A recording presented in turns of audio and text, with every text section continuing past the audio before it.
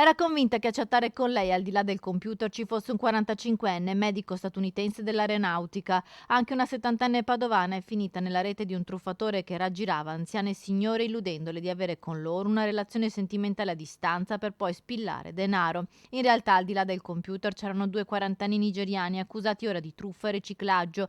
I due avrebbero raggirato ben tre anziane tra Veneto, Lombardia e Trentino. In chat mostravano foto in divisa, lui uomo di bell'aspetto, di stanza in Medio Oriente. Poi, dopo pochi scambi affettuosi, chiedeva soldi per sbloccare le valigie trattenute in dogana o con altre scuse.